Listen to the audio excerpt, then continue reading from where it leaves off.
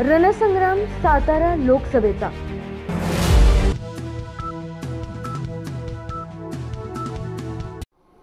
नमस्कार सातारकर, कसे आहात?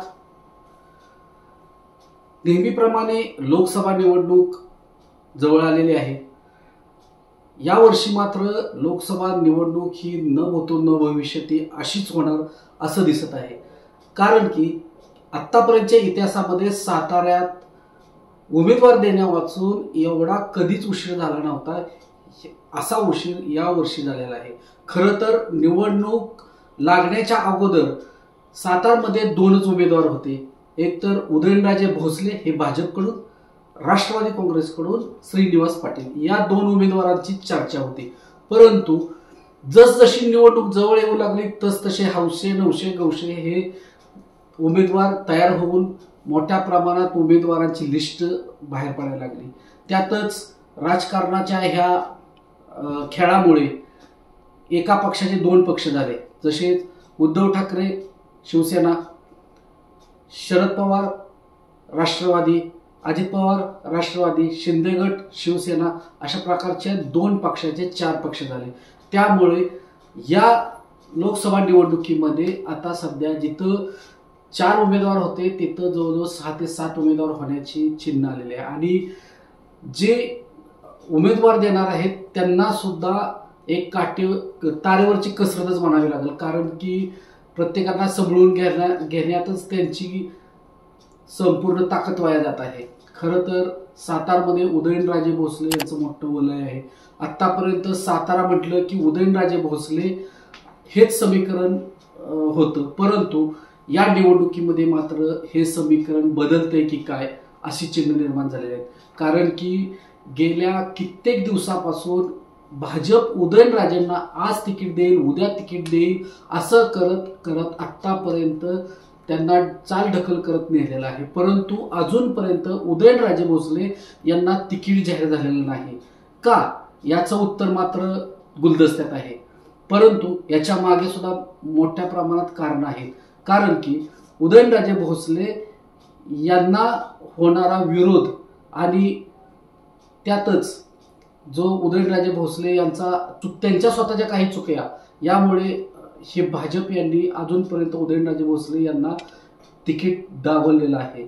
परंतु उदयनराजे भोसले यांचे कार्यकर्ते साताऱ्यात मोठ्या प्रमाणात आक्रमक होऊन उदयनराजे भोसले यांना भाजपनं दिलेला शब्द पाळावा अशी सध्या सातारमध्ये एक मागणी जोरात होऊ लागलेली आहे। खरं तर उदयनराजे भोसले यांना त्यांच्या पक्षातूनच विरोध असल्याचं पाहायला मिळत आहे, कारण की दिल्लीत उदयनराजे भोसले जाऊन बसले की इकडे गल्लीत गोंधळ सुरुवात व्हायला लागला, जसा की शिवसेना शिंदे गटाचे पुरुषोत्तम जाधव यांनी लोकसभेवर आपला हक्क सांगितला।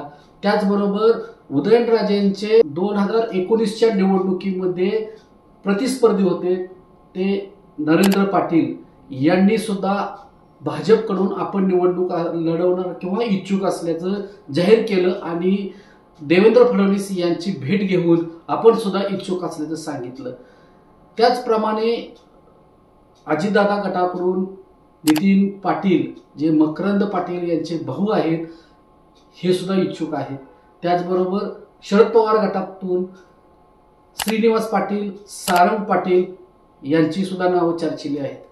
त्यामुळे मोठ्या प्रमाणात आता प्रत्येकच उमेदवार आपापल्या मतदार क्षेत्रामध्ये प्रचाराला सुरुवात केली। अजूनपर्यंत सातारचा लोकसभेचा उमेदवार हा जाहीरच झालेला नाही, तरी सुद्धा प्रचाराची मात्र रणधुमाळी सुरू झालेली आहे। त्यामुळे आता सातारचा उमेदवार कोण हाच सध्या प्रश्न ऐरणीवर आलेला आहे। उदयनराजे भोसले यांना अजूनपर्यंत तिकीट का मिळालं नाही हा प्रश्न साताऱ्यात सध्या जास्त चर्चेला जात आहे। त्याचे उत्तर म्हणजे जो बालेकिल्ला आहे सातारचा, आतापर्यंत ठरलेला होता हा राष्ट्रवादीचा बालेकिल्ला म्हणून मानला जात होता, परंतु गेल्या राजकारणाच्या या खेळामध्ये राष्ट्रवादीचे सुद्धा दोन पक्ष झालेले आहेत, अजितदादा पवार गट आणि शरद पवार राष्ट्रवादी गट। या गटामध्ये फूट पडल्यामुळे राष्ट्रवादीचा हा सुद्धा बालेकिल्ला फुटल्यातच जमा आहे, परंतु अजितदादा पवारांनी या सातारा लोकसभेवर आपला हक्क सांगितल्यामुळे उदयनराजेंची गोची झालेली आहे. खरं तर भाजप उदयनराजेंना तिकीट देणार आणि राष्ट्रवादीतून श्रीनिवास पाटील लढणार हेच निवडणूक जाहीर होण्यापूर्वी चित्र होतं. परंतु जशी निवडणूक लागली तशी या चार पक्षांच्या प्रत्येक पक्षानं आपापला हक्क सातारच्या जागेवर सांगितला आणि उदयनराजे हे भाजपकडून इच्छुक आहेत. श्रीनिवास पाटील यांचं नाव राष्ट्रवादी शरद पवार गटाकडून चर्चेला गेलं आहे. त्याचबरोबर सारंग पाटील यांचं सुद्धा नाव चर्चेला आहे.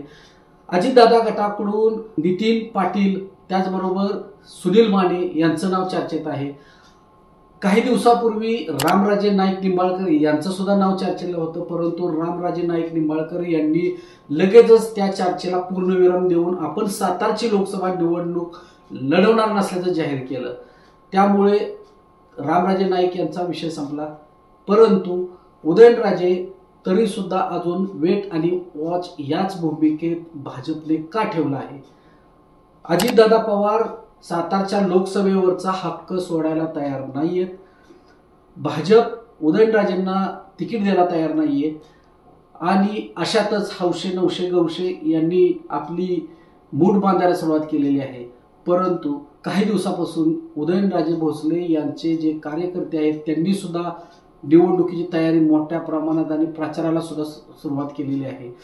उदयनराजे भोसले यांना जर भाजपनं तिकीट दिलं नाही तर सातारमध्ये याचा मोठा राजकीय स्फोट झाल्यागत होणार आहे. कारण की उदयनराजे गप बसणाऱ्यातले नाहीत.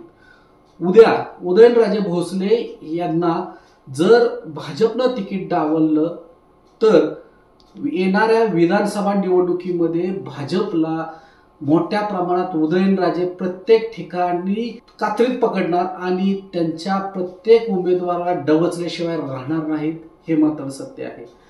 आणि उदयनराजे भोसले यांचा एक चाहता वर्ग मोठ्या प्रमाणात आहे. साताऱ्यातच नव्हे तर पूर्ण महाराष्ट्रामध्ये उदयनराजे भोसले यांचा एक चाहता वर्ग आहे आणि या चाहत्या वर्गाच्या जीवावरतीच उदयनराजे भोसले यांनी 2019ची निवडणूक राष्ट्रवादीकडून जिंकल्यानंतर 5 महिन्यात आपला राजीनामा दिला होता आणि खरं तर त्यांना भाजपचं सातारा जिल्ह्यामध्ये एवढं मोठं वलय नसताना सुद्धा मोठ्या प्रमाणात त्यांना मतं पडली. अगदी थोड्या मताने उदयनराजे भोसले हे पडले आणि ती जी मतं होती ती संपूर्ण जी होती ती उदयनराजे यांच्या जीवावरच होती असंच म्हटलं तरी काही वावगं ठरणार नाही. परंतु उदयनराजे भोसले यांना अजूनपर्यंत भाजपनं का तिकीट दिलं नाही?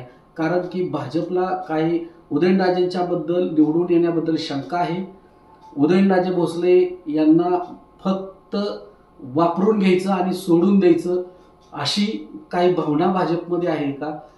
हा प्रश्न सध्या सातारमध्ये चर्चेला जात आहे. प्रमाणात जर उदयनराजे भोसले यांना दिल्लीत जाऊन 5 दिवस अमित शहा यांची भेट घेण्यासाठी थांबावं लागतंय, परंतु दुसऱ्या साईडला एक काँग्रेस आणि महाविकास आघाडी यांच्याकडून कोल्हापूरचे राजे आहेत त्यांना घरी जाऊन तिकीट दिलं जातंय आणि दुसऱ्या बाजूला शिवाजी महाराजांचे थेट 13वे वंशज यांना मात्र 5-5 दिवस दिल्लीत एका नेत्याची भेट घेण्यासाठी थांबावं लागतंय.